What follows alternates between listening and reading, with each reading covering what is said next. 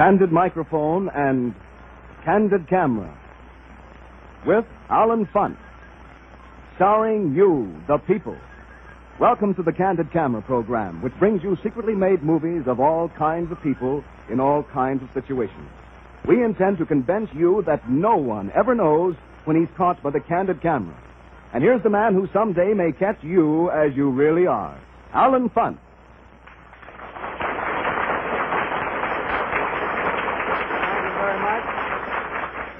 Thank you very much, and I want to welcome you to our private screening room where we're going to show you some of the secret films we made with the Candid Camera. And I think one of the best ways to tell you about Candid Camera is to show it to you in action. Now, you know that women sometimes make a purchase that they'd like to return. And in a store not so long ago, I pretended to be a refund clerk to secretly photograph 3 ladies. Now, they had this one thing in common.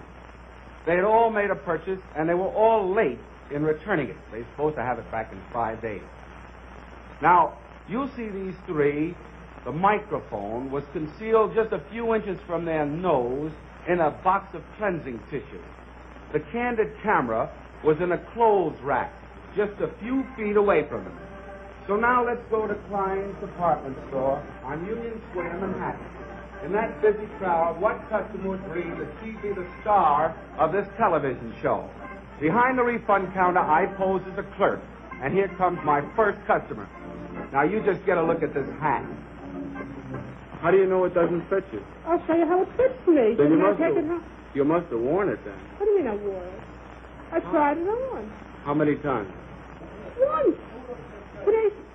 Oh, sure. If I even sat down in it. Well, you see, that's if the tickets are on, we know for sure that you didn't wear it. Examine it. You look at it. Well, it looks to me as though it was worn. It does. Oh, no, you didn't examine it. No, you Madam, won't tell me that. I can tell from a garment. I can feel a garment and tell you whether it was... Well, I'm sorry, you can't tell, because this was not worn.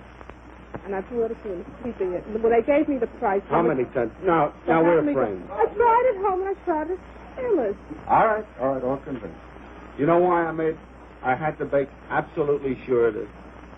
What? You know why? What? Because I'm not even a refund clerk.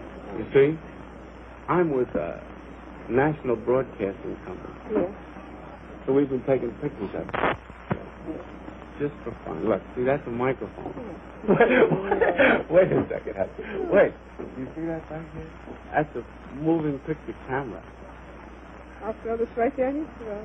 I thought this was kind of funny. Did you Now, really? you better double that price when you give me that refund. You're not getting information for nothing.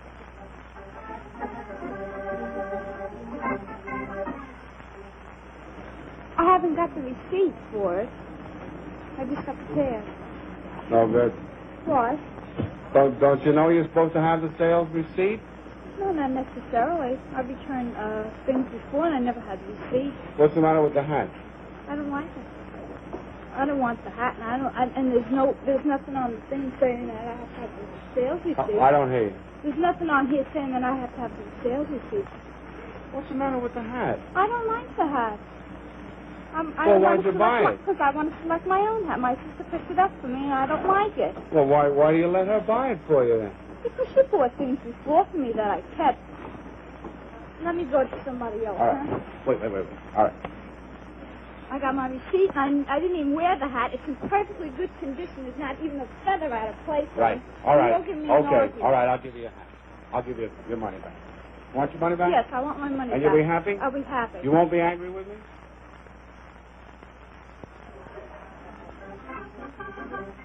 Oh, well, I've bought things here before. I never had to return anything. I mean, I wear the regular fork. I'm afraid we won't be able to help you without a ticket. She must have the receipt. She doesn't. She must have a sales check. She has nothing at all. She must have thrown it out. I guess maybe she didn't want me to know how much she paid Huh? for it. Maybe she didn't want me to know what she paid for it, but I know she got it here.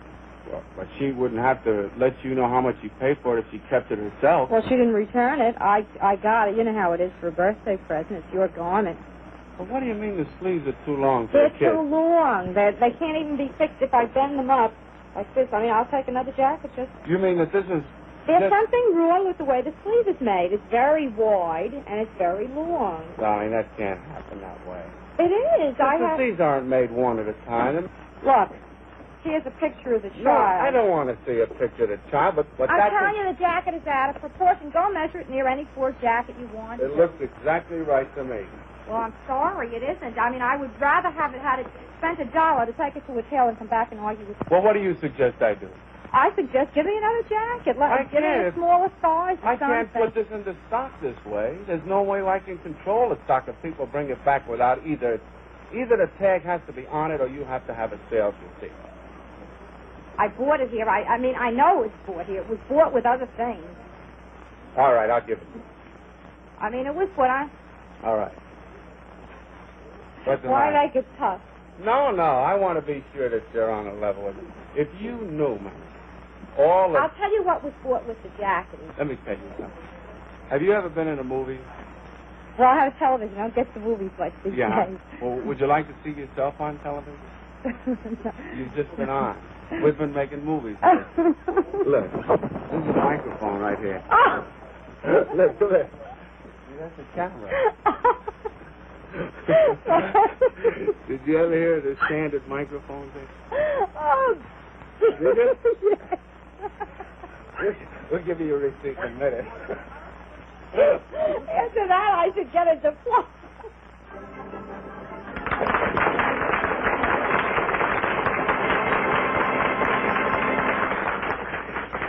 Well, I think that gives you a little introduction to Candid Camera.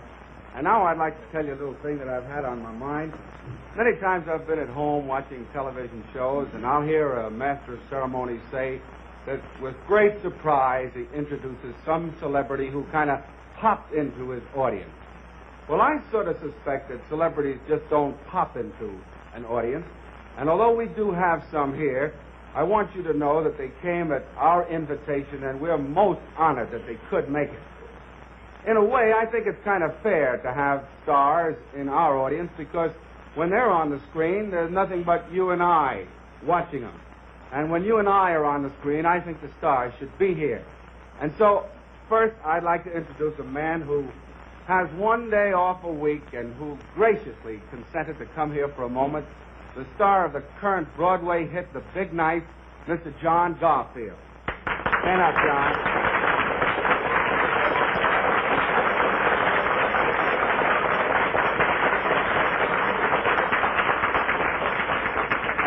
And now I'd like you to meet a lady who is one of my favorite stars. You may know her as Mrs. Eddie Albert. You'll probably know her a lot better as the wonderful Margot.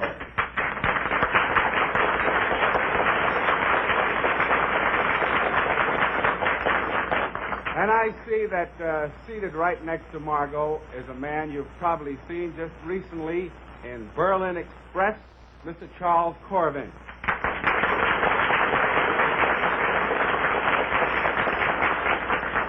And now I'm so proud to present the finest by a mile among all radio writers, Mr. Norman Corwin.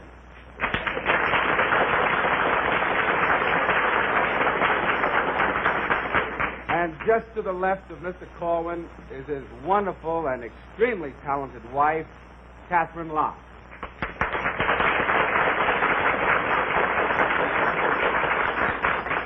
And now I'd like you to meet a lady who's probably appeared in more pictures than there are people here.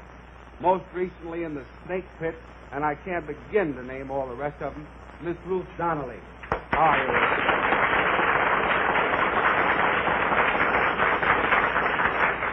But you can imagine, folks, the kind of stage fright that an ordinary person would have acting before an audience such as this, with a coast-to-coast audience to boot.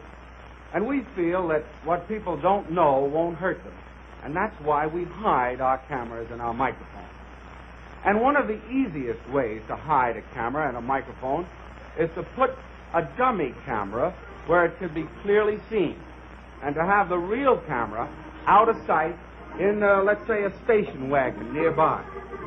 Now, of the hundreds of thousands of houses in any large city, I picked one by sheer chance and stood on the sidewalk with my dummy camera so that I could stop a person and pretend that I was photographing a man, a star in this house. Listen. Got specific information that there's a big movie star coming out of here. No, that's a private home. I don't hear you. That's a private home. 307 103rd Street? 307, 130. The only They thing... told us there's a big star. Well, who told you? Who are they? NBC Television. Well, they're crazy with the heat. Not out of here. It might be out of Huh? this building. What? It might be out of this building because there's appointments. 307. They said keep trained on that door because there's somebody big coming out of I'm there. going to call up the police department. Why? That's because this is a private home. Well, I'll get out before That's what I'll I'm get saying. away if you I want can me. assure you of that. There's no one in there. I'm a photographer myself. That's why when I saw you with that outfit, Are you really? I'm with the insurance broker. I see. See, let me show you something. Come around here, Mother. Did you have this? Yeah, we took this wire out of here, you see? Out of this home, 305. We need the current for it. Yeah. You see? Now, if we're wrong, we'll go. You know, we don't want to make any confusion or anything like that. But they said, Well, now, when you say they, who do you mean by they? my office, National who's your Broadcast. office? National Broadcast. NBC. Yeah. See, that's an NBC truck. Now, Now, I'm wondering what other building along here. There's a possibility. no, they said 307. We rechecked They're it. wrong. Huh? They're wrong, definitely. I wonder if you didn't say 303. No, I have 307. a picture. 307, they said. Yeah, well, I'll tell you about it. Don't stand here. Please, do me a favor, kid. Huh? Atta boy. Come over here, I'll tell you. There's a big movie star supposed to be coming out at 307. Do you know anybody who could be there? What's his name? They didn't tell us. Maybe it was a friend. Huh? Maybe it was a friend. No, they said it's a big shot. You boys have been playing around here for years, haven't you? Yeah. All right. I've been telling this man here that this is a private home. Is that right? Yeah. All right, well, go on. Break it up then. Thanks, All kid. right. The big shot. All right. No. Go on, Come kid. on, will you All stop? right. If there is such a thing, I'd like to get better acquainted myself. You would? Well, I wanted those kids to get away because I want to explain something to you. Yeah. You know who the movie star is? No. You don't? Take a look at this. The movie star is you. What the hell are you talking about? The movie star is you. They asked us to come and photograph you. What is the name? They said, get the man in 307. And the way we got you, see, this isn't the camera at all. Uh-huh. There's the camera in the truck. Yeah. And they've been shooting pictures, and you're on television now. Yeah, really. Look. Look there. Yeah. This is a microphone. My hearing is fine. I just wanted you to talk up loud enough so you'd be in it. Mm-hmm. So we've got your picture all about this same story. Did you ever hear this show, Candid Microphone, where they hide microphones and talk to people when they don't know they're being broadcast? Yeah. Well, that's what this is. And you're the movie star. Well, You believe it? to me, it's all ridiculous. Would you like to hear a little bit of it? No. Your mother was so cute when she come out of here. You know what she said? That's my wife.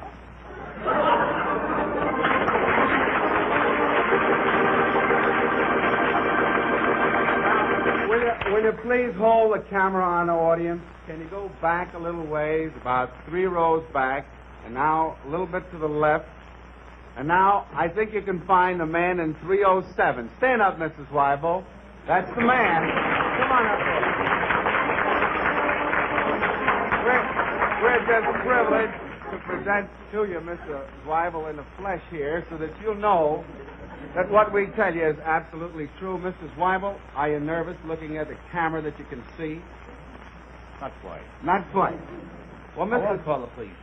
Good.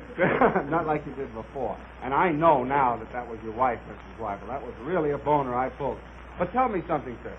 Now that you're a sort of a veteran of Candid Microphone and Candid Camera, did you notice anything suspicious on your way here tonight, coming in and around the studio? I can't say it. I did. Did you perhaps suspect that someone might have tried to catch you twice with a hidden camera? No. Well, was there anything that happened that might make you suspicious a little bit?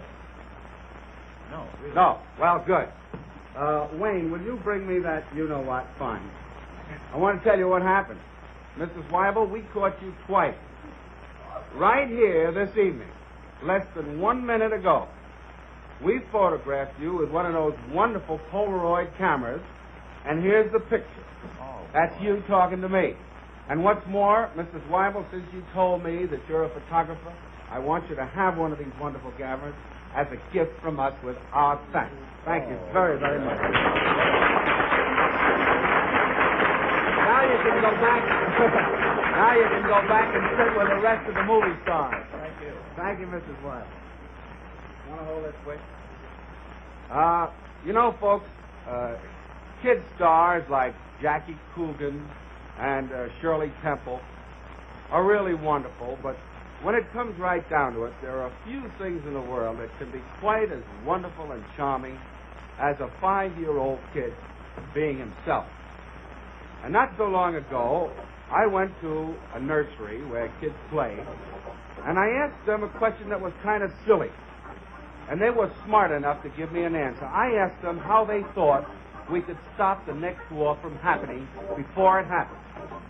Now, the kids were playing and marching, and the two kids I picked are not public speakers, so you'll have to listen closely. But I think that you'll find these two youngsters very worthwhile. Let's watch them.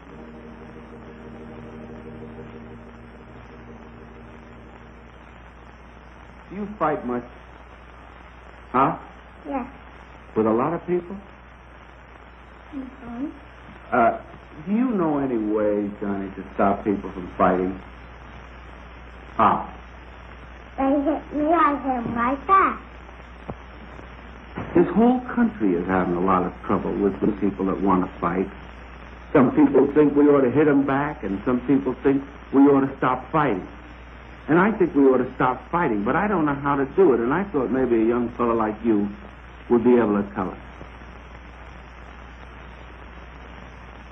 That's a big idea. Huh? That's a big idea. A few that will have to tell me. Some people who didn't fight first stop fighting, and they will stop fighting. And then the other people will stop fighting. Well, how are you gonna know who started first? Have to ask them.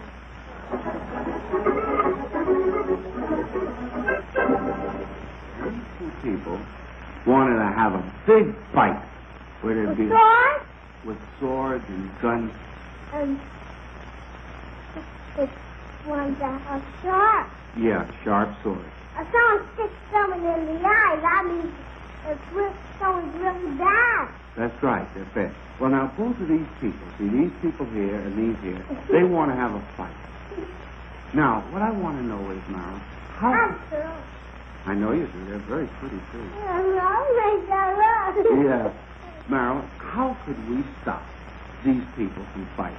Get up. Huh? Get up. No, but there's a lot of people on this side, and there's a lot of people here, see? And they want to fight. And I'd like to be able to stop them. And I thought maybe you could tell me how.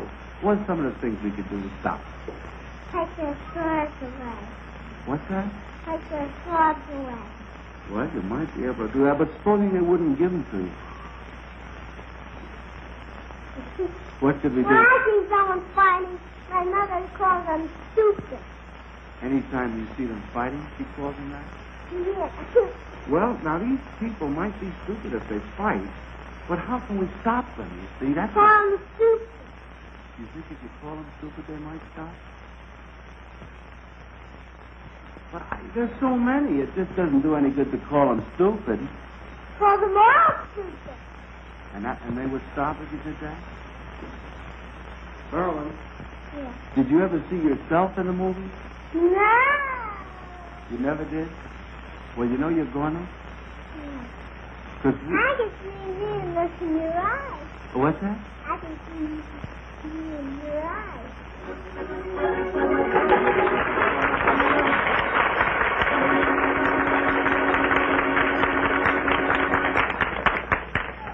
You know, folks, in the last couple of years, I think I've probably had occasion to secretly record or photograph perhaps a couple of thousand people. And one of the questions I'm asked most frequently is, how do you get away with it? I mean, how can a man in his right mind and in his everyday activity let you go ahead and hide a microphone and a camera and a crew of 4 or 5 people to do it? How can that be done? And I've kind of come to the conclusion that everybody, you and I, are so wrapped up in what we're doing every day that we just have room for nothing else. I remember not so long ago I had occasion to call a caterer to my office. This guy arranges banquets and meals and things like that. And this fellow arrived, and I was all ready for him. We had everything concealed. And I told him I wanted to arrange a banquet for 4 prize-winning cats. Beautiful cats. And he very soberly sat down and he worked out a menu. He said we were going to have lobster bisque first, and fish, and ice cream for dessert. And he even worked out a seating arrangement. He was going to have a lady cat and then a man cat. And when I had everything, I asked him whether we should have after-dinner mints, and he said that was a little too much. But when it was all over and I had everything I wanted for a record, why, I told him what we had done. I let him hear the record back. I paid him for his time. I had him sign a release which permits us to use that sequence on the air. And he was quite contented, and he walked up to the door, and just before he left, he said, "Now, as regards that banquet, will you please let me know a couple of weeks in advance?" And he was absolutely serious about it. Well, now, I think, though, of the many, many people we've secretly photographed and recorded, we had an occasion to meet one of the sweetest ladies I've ever met just a couple of weeks ago. It happened this way. I was parading down a street, pretending that I had just found a pocketbook that contained $17,000. And I was looking for a way to give this pocketbook away. Now, to the side of an ordinary black pocketbook, we taped the microphone. And then one of my cronies very quietly walked down the street and planted it right on the spot where I intended to find it. Now, I had to wait quite a while, perhaps 15 or 20 minutes, and I talked to several people that weren't interesting, and then this lady arrived. $17,000 in it. $17,000 in $100 bills. What? $17,000. You found it? Oh, sure. We looked at it, and there wasn't a bit of identification, nothing at all. Now, $100 bill? $17,000 in $100 bills. Where did you find it? Right here in the street, right on the spot I'm standing. On the street or on the... No, about right here. I haven't got so much money. How's that? I say I haven't got so much money. No. How long ago? When did it come? 2 days ago. We found it. And as soon as The forensic. foreign, there wasn't a word of identification in it. Did you look at the newspaper? There was no advertisement about it. There wasn't a word of identification. In $100 bills? Crisp $100 bills. Let's look at them. Huh? Let's look at them. No, I can't. I can't let you see them. Are they, you're sure? You want to look at them? I could show it to you. I'd rather... You're sure? I don't hear that. You're sure they're not fake? Real, crisp, new $100 bills. If we turn it, into the authorities, there may not be any reward. There may be anything. Well, you want a reward? Well, we'd like to if there was. Are you New Yorkers? Oh, yes. You live in the city? That's right. Where's your home? Right here in New York. 90th Street is where I live. See? You don't mean it. And I just don't know what to do. What could we do? That's Sure it isn't yours? See, that's where we... Huh? No. I don't own that much money. No. You don't have any idea of... No. Well, what would you do if it was you? Well, Yeah. now I really and truly think Yeah. that you ought to turn it in to the nearest police station. To the police, huh? Leave your name. Yeah. Or, Yeah. Or Yeah. leave it in your home and go to the police station and tell them. Tell them about it. I'll keep the bag and go to the police station. Now, that's a pretty good idea. Well, keep it in safekeeping if it's real money. Oh, it's real. It's absolutely. And you know what? You know, you're such an honest person, too. Are you? That I am. Listen, I'm 86 years old, and I wouldn't... How old? 86. Because you're such an honest lady, I'm going to tell you something. Can you take a joke? Can you really? Because you've got a good smile. I think you can. Can you? Yeah. You know that you're on television right this minute? No. You don't believe it? No. Well, look. You see this pocketbook? Yeah. This is a microphone. Yeah. And we're recording every word that you say to me. But more than that, see, in this car right here Yeah. is a camera. Yeah? And they're taking your picture. Oh, that's funny. Well, look. Can you see it? No. Look into the car. You can see it. Yeah. Can you? Yeah. And you're on television this very minute. Well, now, is this a joke? A joke? This is... I mean the money. The money is just a joke. A joke. A joke, yeah. But we just testing people to see how they take it, see? Oh, And funny.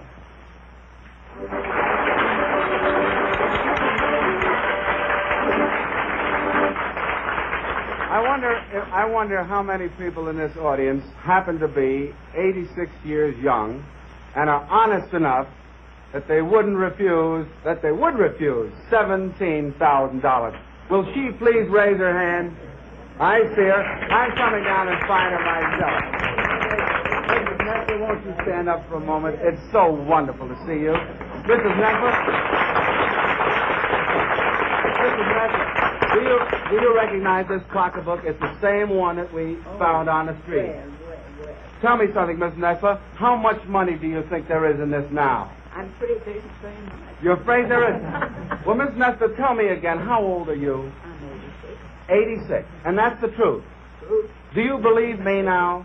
Now I do, but I didn't at the time. You didn't at the time. Well, Mrs. Nestor, will you believe me now if I tell you that there are exactly $86 in this pocketbook, and they're all yours with our very best wishes? Thank you.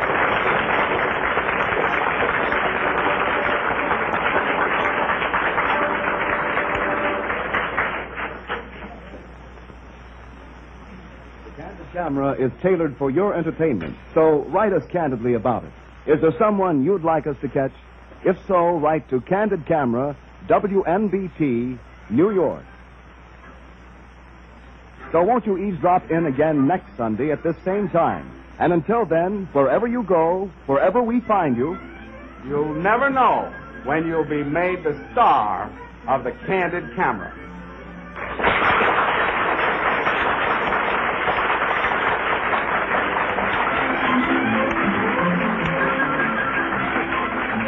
Candid Camera. Copyrighted by Allen A. Funt. Produced for NBC by Larry Schwab, Jr. Candid Cameron, Arthur Florman. Manager, John Babb. Editor, Stanley Cotis. Sound, Carl Nelson.